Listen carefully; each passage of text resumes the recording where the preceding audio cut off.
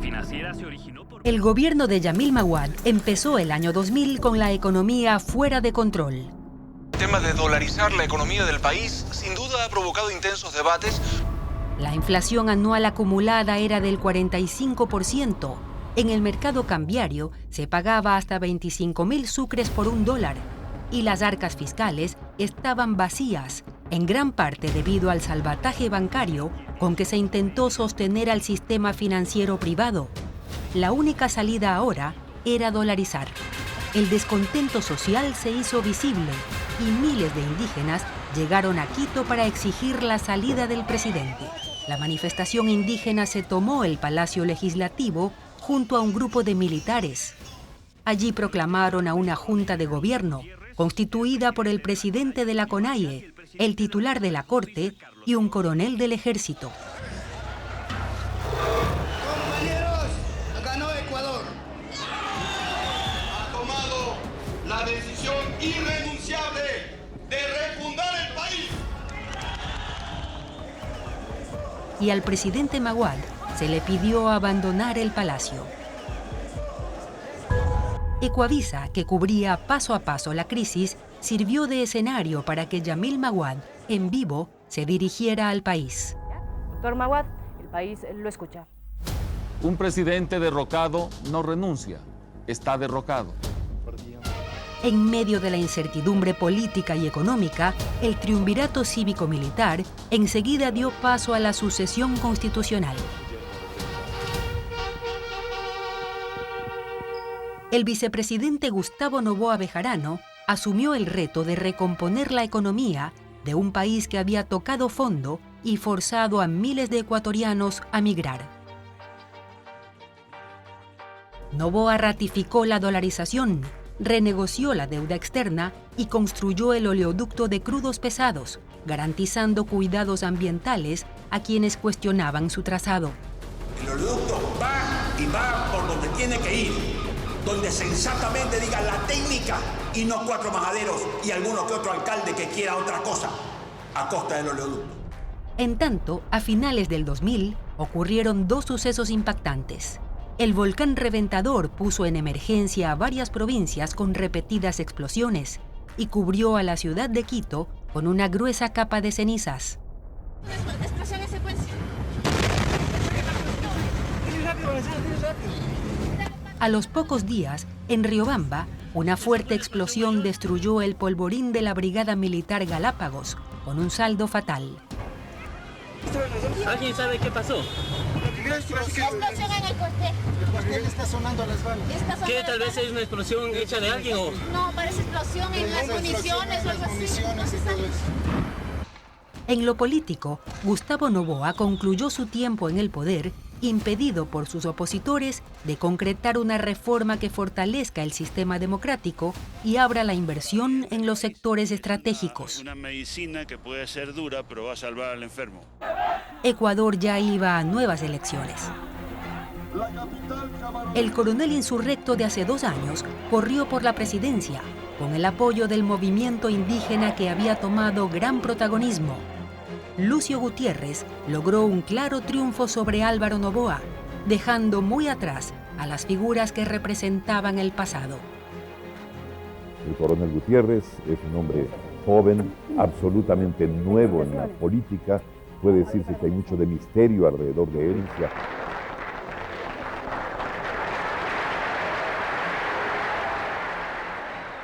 Pero los acuerdos de campaña con Pachacutic duraron poco, y Lucio Gutiérrez se cercó con militares que colocó en ministerios y empresas estratégicas. Yo tengo que gobernar con gente en quien confío, y dentro de esa gente están los militares. E hizo una gira por Estados Unidos en la que se reunió con las más altas autoridades de ese país. Nosotros le hemos dicho que queremos convertirnos en el mejor amigo y aliado de los Estados Unidos. Su nueva línea le costó el resentimiento de sus antiguos aliados de izquierda, y las medidas de ajuste económico que vendrían causaron protestas en las calles. En busca de apoyos, hizo un acuerdo político. Así, una mayoría legislativa destituyó a los magistrados de la Corte Suprema de Justicia, dando paso a una nueva corte que facilitó el retorno del líder del PRE desde Panamá.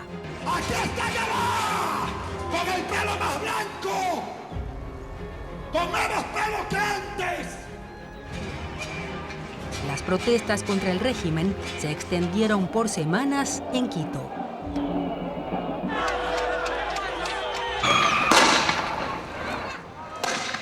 El presidente intentó rectificar, declarando un estado de emergencia nacional.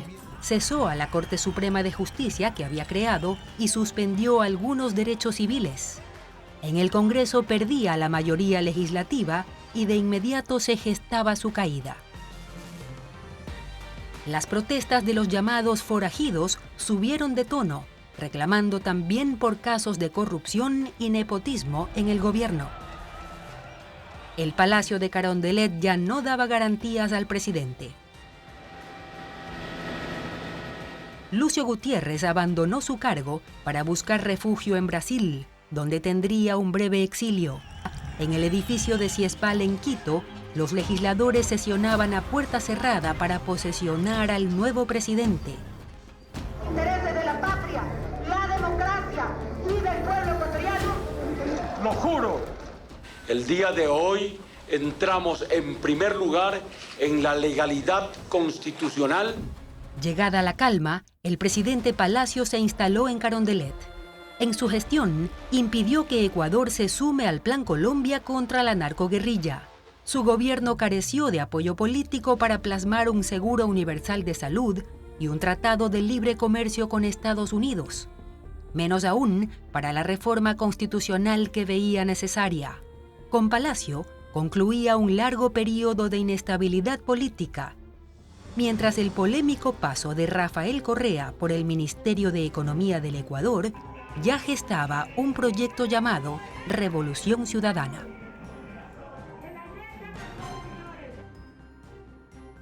Otros hechos destacaron en nuestras coberturas periodísticas en aquellos tiempos.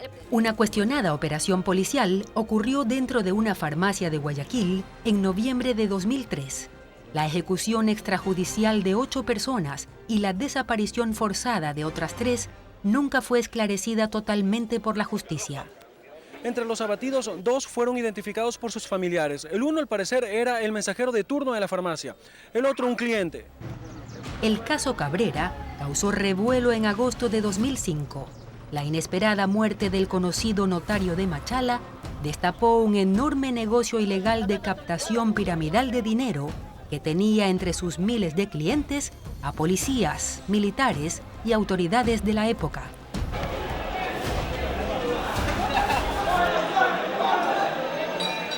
Rivadeneira, Miss Ecuador, aparece en el... Recordamos también los días en que los ojos del mundo miraron desfilar a las representantes de belleza para el concurso Miss Universo 2004 que se celebró en Quito, prometiendo al Ecuador como un destino turístico. Durante los primeros años de esta década también hubo dolor en el planeta. La mañana del 11 de septiembre de 2001, un atentado terrorista cambió al mundo. Ese día, 4 aviones comerciales fueron secuestrados en pleno vuelo por 19 terroristas de Al Qaeda. El primer avión en alcanzar su objetivo fue el vuelo 11 de American Airlines, que se estrelló contra la torre norte del complejo World Trade Center en la ciudad de Nueva York a las 8:46 de la mañana.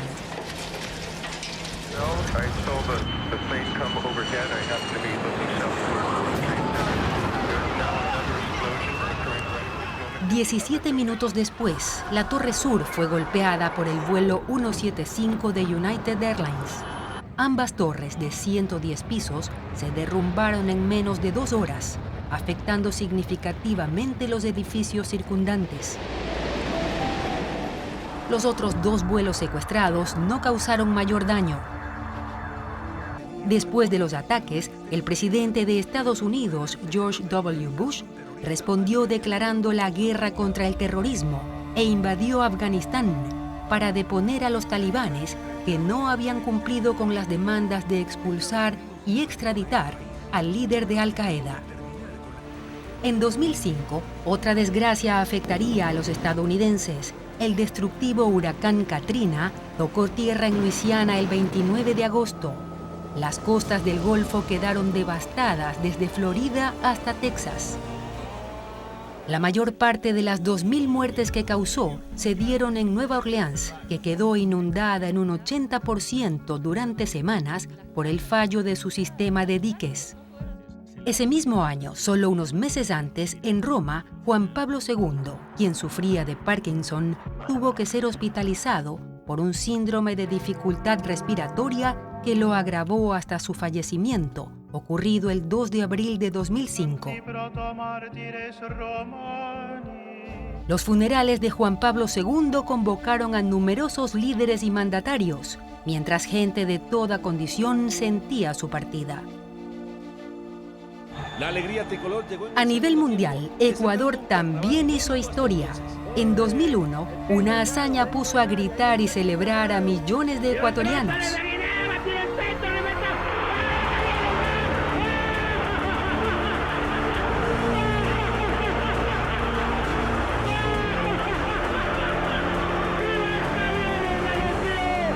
La selección ecuatoriana de fútbol clasificó por primera vez en la historia a una Copa del Mundo. El equipo que dirigía el colombiano Hernán Darío Gómez empató 1-1 ante Uruguay en el Estadio Olímpico Atahualpa, logrando el anhelado sueño mundialista. Aquel 7 de noviembre fue un día especial. 50.000 almas estallaron de emoción cuando el árbitro pitó el final. La selección escribió una página histórica, asistiendo al siguiente año a la cita mundialista realizada en Corea del Sur y Japón.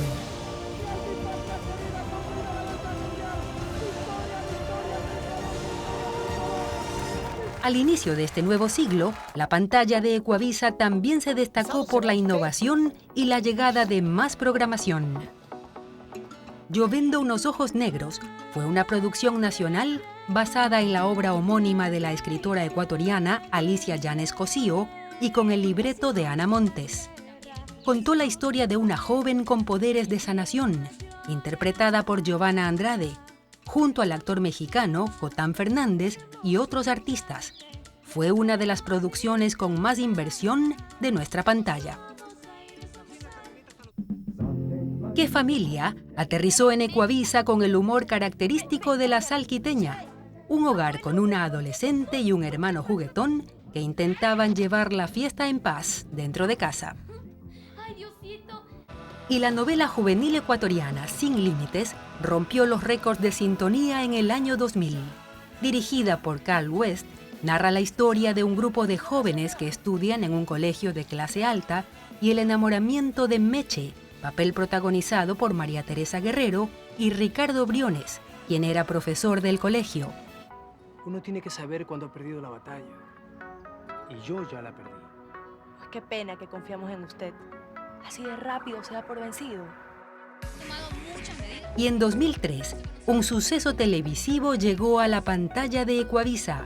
Gran Hermano puso a 12 jóvenes desconocidos a compartir una casa-estudio ubicada en Buenos Aires, Argentina.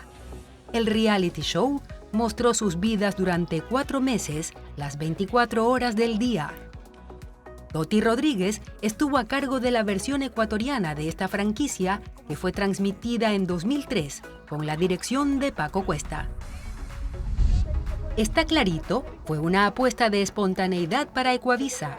La fórmula del entretenimiento, información y una pizca de buen humor fueron los ingredientes principales de esta revista que acompañó a la familia ecuatoriana de lunes a viernes desde las 5:45. Otro famoso programa que dio la vuelta al mundo llegó a Ecuador de la mano de Ecuavisa. ¿Quiere ser millonario? ¿Quién quiere ser millonario? Puso a prueba el conocimiento de muchos participantes con su formato tradicional de preguntas y respuestas. Alfonso Espinosa de los Monteros fue el conductor de las primeras temporadas y luego lo hizo Stephanie Spin. En casa, los televidentes también participaban, asistiendo a los concursantes que iban en pos de grandes premios. Y sí lo tienes, desde luego. cero tolerancia ante la mentira. En lo periodístico, los domingos en la mañana, la pantalla de Ecuavisa daba la bienvenida al análisis político de la mano de invitados especiales, con la conducción de Carlos Vera. Suficiente para un arranque prometedor. Detrás de la noticia, conducido por Alfredo Pino Argote, fue otro espacio dedicado al análisis y la opinión sobre los temas del país. Dejó de existir. Y una campaña de responsabilidad social que marcó a nuestra pantalla fue Niño Esperanza. Ecuavisa y UNICEF desplegaron con éxito su alianza en favor de los derechos de la infancia.